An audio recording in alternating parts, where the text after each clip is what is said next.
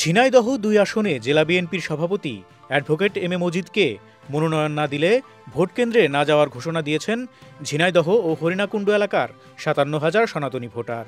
বুধবার দুপুরে ঝিনাইদহ শহরের একটি রেস্টুরেন্টে এক যৌথ সংবাদ সম্মেলনে এই ঘোষণা দেয় ঝিনাইদহ ২ নির্বাচনী এলাকার ১১০টি পূজা মন্দির কমিটি সহ ৪টি সনাতনী সংগঠন।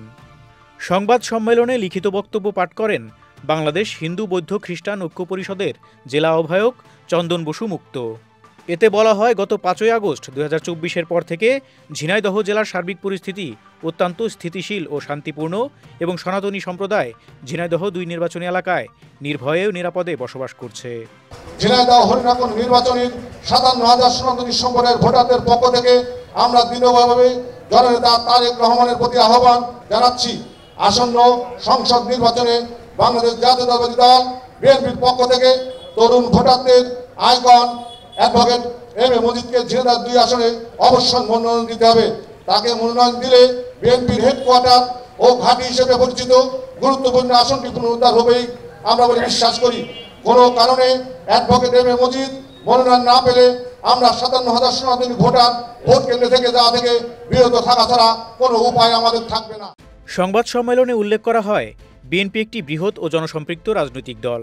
ভবিষ্যতে ঝিনাইদহের মানুষের সার্বিক উন্নয়ন এবং সাম্প্রদায়িক সম্প্রীতি বজায় রাখার জন্য অ্যাডভোকেট এম এ মজিদের নেতৃত্ব অপরিহার্য।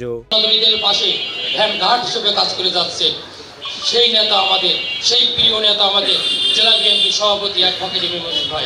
তাই আমাদের চিন্তা চেতনা একজন ব্যক্তি না, আমি মনে হয় একজন ব্যক্তি একটা প্রতিষ্ঠান, একটা ব্যক্তি একটা সংগঠন, যে একজন ব্যক্তির নেতৃত্বে আজ আমরা সনাতনীরা নিরাপদ মনে করছি এবং নিরাপদের সাথে সবকিছু করতে। ঝিনাইদহের সনাতন ধর্মাবলম্বীরা বিএনপির ভারপ্রাপ্ত চেয়ারম্যান তারেক রহমানকে উদ্দেশ্য করে বলেন, ঝিনাইদহ জেলা বিএনপির সভাপতি এম এ মজিদ নির্যাতিত নেতাকর্মীদের আলোকবর্তিকা। তিনি নিজেও ফ্যাসিস্ট দ্বারা নির্যাতিত। ৫ই আগস্টের পরে আমাদের সর্বোচ্চ শারদীয় উৎসব দুর্গা উৎসব ২টা পূজা চলে গেছে।